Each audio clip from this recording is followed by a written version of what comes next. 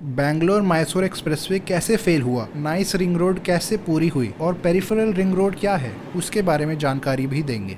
एक शानदार 4 lane wide access controlled highway Bangalore और मैसूर के बीच, तेज गाड़ियां, चौड़ी सड़कें, 7 बेहतरीन टाउनशिप्स, इसके बराबर में हजारों लोगों के लिए वर्ल्ड क्लास सुविधाएं और बैंगलोर के आसपास हाई स्पीड रिंग रोड। ये था एम्बिशियस प्लान अशोक खैनी का जब वो यूएस से वापस आए थे बैंगलोर 1995 में। 2 साल के अंदर 1997 में उन्होंने स्टेट गवर्नमेंट के साथ अग्रीमेंट भी साइन कर लिया इस प्रोजेक्ट के लिए। उस समय देश में एक भी एक्सप्रेसवे नहीं था। देवे गौड़ा, जो कि तब कर्नाटका के चीफ मिनिस्टर थे और बाद में देश के प्रधानमंत्री बने 10 महीने के लिए, जून 1996 से अप्रैल 1997 तक, उनकी गवर्नमेंट ने ही प्रोजेक्ट को अप्रूवल दिया था। Nice Nandi infrastructure corridor enterprises एक कंसोर्शियम बन गया 3 कंपनीज का, जिसको बैंगलोर मैसूर इंफ्रास्ट्रक्चर कॉरिडोर को बनाने की रिस्पॉन्सिबिलिटी दी गई। इसके चेयरमैन खुद अशोक खैनी थे। बैंगलोर और मैसूर के बीच 2 एग्जिस्टिंग स्टेट हाईवेज थे, पर इसको एक न्यू ग्रीनफील्ड अलाइनमेंट बनाने का प्लान था। नाइस के प्लान के अकॉर्डिंग 4 लेन के एक्सप्रेसवेज बनाए जाने थे, टोटल 164 किलोमीटर की लेंथ के साथ। इस प्रोजेक्ट के 4 पार्ट्स थे। पहला 41 किलोमीटर लंबी रिंग रोड होसूर रोड से टुमकुर रोड तक। दूसरा 111 किलोमीटर लंबा एक्सप्रेसवे बैंगलोर और मैसूर के बीच। तीसरा 9 किलोमीटर लंबी लिंक रोड एक्सप्रेसवे से मैसूर रोड तक। और चौथा 3 किलोमीटर लंबी एलिवेटेड रोड इसके आगे। इसके अतिरिक्त 7 नई टाउनशिप्स बनाई जानी थी, जिसको बाद में कम करके 5 टाउनशिप्स कर दिया गया। इसका कंसेशन पीरियड 40 साल रखा गया, यानी इतने साल रोड नाइस के पास रहेगा, टोल कलेक्ट करेंगे, उसको मेंटेन करेंगे, उसके बाद ट्रांसफ़र कर दिया जाएगा गवर्नमेंट को।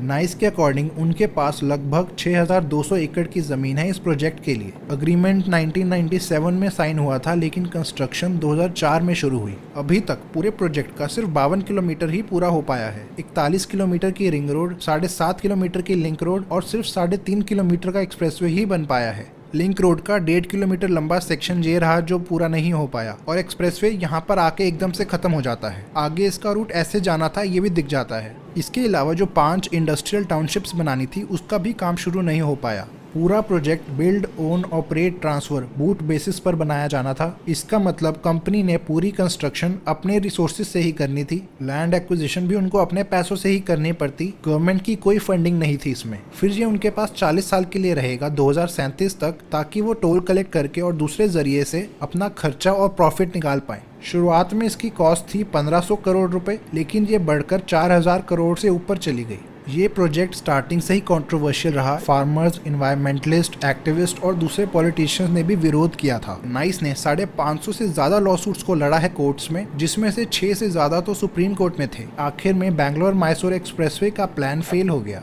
हजारों पेड़ काटे जाते, 8 लेक्स डिस्ट्रॉय हो जाती और 1500 फैमिलीज को डिसलोकेट करना पड़ता बिना किसी रिहेबिलिटेशन प्लान के। इसके अलावा स्टेट के टॉप पॉलिटिशियंस के ऊपर हेरा फेरी का आरोप लगा लैंड एक्वायर करने के लिए। लगभग 7000 एकड़ की जमीन एक्वायर करते समय फार्मर्स को पूरा कंपनसेशन नहीं मिला। कई पॉलिटिशियंस ने नाइस पर आरोप भी लगाया कि उन्होंने एग्रीमेंट का उल्लंघन किया है। इनमें सबसे आगे थे पूर्व प्रधानमंत्री देवे गौड़ा। नाइस के हेड अशोक खैनी और देवे गौड़ा के बीच ये युद्ध काफी साल चला। दोनों ने एक दूसरे पर करप्शन, बैकस्टैबिंग और ग्रीड का आरोप लगाया। इस झगड़े के बीच एक्सप्रेसवे और टाउनशिप्स नहीं बन पाई, सिर्फ रिंग रोड पूरी बनी और लिंक रोड आधी। इसकी डिटेल्स ये रही। रिंग रोड 41 किलोमीटर लंबी है, जो आधा लूप बनाती है बैंगलोर के सदर्न पार्ट में। 4 लेन्स वाइड है और फ्यूचर में एक्सपैंड करके 6 लेन्स की जा सकती है। टुमकुर रोड से शुरू होती है और इलेक्ट्रॉनिक सिटी में खत्म होती है, जहां ये होसूर रोड से मिलती है। ये NH48 का भी पार्ट है। 7 एंट्री एग्जिट्स हैं: electronic city, Bannerghatta road, Kanakapura road, Mysore road, Magadi road और टुमकुर रोड में।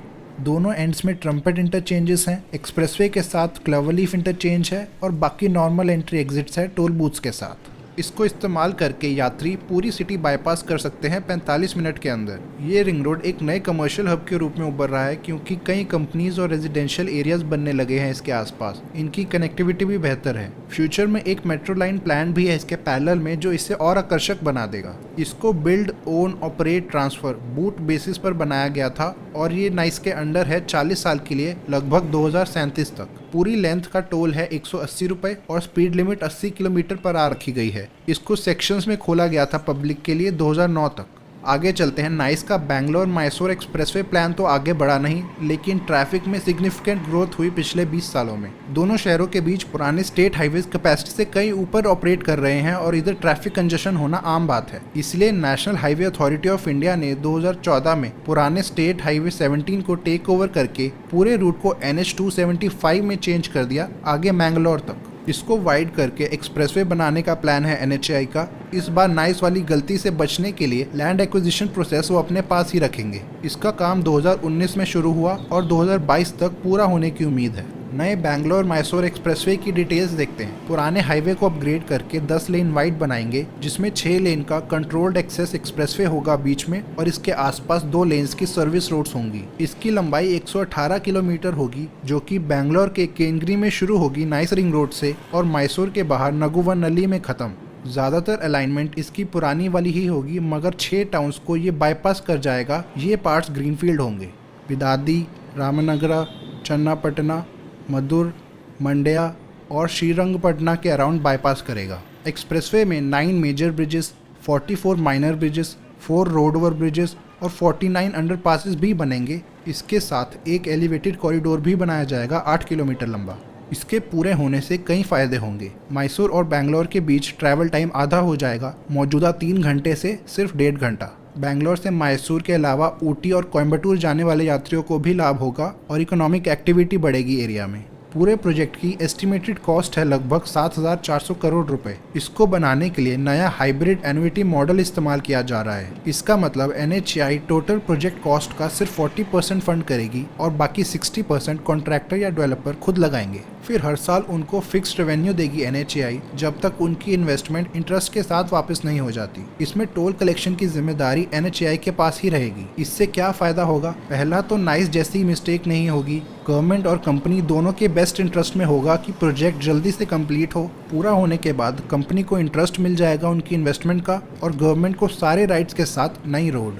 NHAI के अकॉर्डिंग 85% लैंड एक्वायर कर लिया गया है और लगभग 40% कंस्ट्रक्शन वर्क भी हो गया। इस सदर्न हाईवे को भी वाइड किया जा रहा है कनकपुरा तक। प्रेजेंट में 2 लेन से बढ़ाकर 4 लेन का बना रहे हैं। एक नया प्रोजेक्ट भी अप्रूव किया है कर्नाटका गवर्नमेंट ने। ये है 65 किलोमीटर लंबी peripheral ring road. Nice ring road से कनेक्ट करते हुए फुल सर्कल बनाएगी ये बैंगलोर में टुमकुर रोड से होसूर रोड तक। बेलरी रोड और ओल्ड मद्रास रोड से भी कनेक्ट की जाएगी। ये तीसरी रिंग रोड होगी बैंगलोर की नाइस रिंग रोड के साथ। पहली 2 हैं इनर रिंग रोड और आउटर रिंग रोड। इससे ट्रैफिक फ्लो इंप्रूव होगा सिटी में और पोल्यूशन भी कम होगी। IT हब्स और केम्पेगौड़ा इंटरनेशनल एयरपोर्ट के साथ साथ व्हाइटफील्ड, सरजापुरा, वर्थूर और होस्कोट जैसे रेजिडेंशियल एरियाज में भी कनेक्टिविटी बढ़ेगी। इसमें 8 लेन का कंट्रोल्ड एक्सेस एक्सप्रेसवे होगा और इसके दोनों तरफ 4 लेन्स की सर्विस रोड्स। 9 एंट्री एग्जिट्स होंगे पूरे रूट में और इसमें 5 फ्लाईओवर्स, 4 अंडरपासेस और 5 रेलवे ओवर ब्रिजेस भी प्लान्ड है। इसकी ज़रूरत इसलिए पड़ रही है क्योंकि आउटर रिंग रोड पहले से ही काफ़ी कंजस्टेड रहती है और अपनी कैपेसिटी से ऊपर ऑपरेट कर रही है।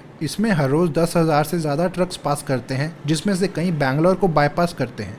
इसकी लंबाई 65 किलोमीटर है और इसको 1990s में इन्हीं रीजन से बनाया गया था। पिछले 20 सालों में सिटी में काफ़ी ग्रोथ हुई, जिससे इसके आसपास रिबन डेवलपमेंट बढ़ी और शहर में गाड़ियों की संख्या भी। 2010 से बैंगलोर में सालाना 10% से ज़्यादा व्हीकल ग्रोथ रेट रही, जिससे आज 42 लाख से ज़्यादा रजिस्टर्ड व्हीकल्स हैं इधर। आउटर रिंग रोड पर 10 हाईवेज आकर कन्वर्ज होते हैं, 5 नेशनल और 5 स्टेट हाईवेज। इसके अलावा इंटरनेशनल एयरपोर्ट को HAL से देवनाहल्ली में शिफ्ट कर दिया गया था 2008 में, तो उससे भी इस रोड का ज़्यादा इस्तेमाल होता है। इन्हीं सब कारणों से एक नई रिंग रोड की ज़रूरत पड़ी। आधा सेक्शन तो बना दिया था नाइस ने, तो इसको तो पूरा करना ही था। 17,000 करोड़ रुपए से ज़्यादा की इसकी एस्टिमेटेड कॉस्ट होगी। इसके मीडियन को थोड़ा वाइड बनाया जा रहा है ताकि फ्यूचर में अगर मेट्रो बनानी पड़े तो इधर जगह हो।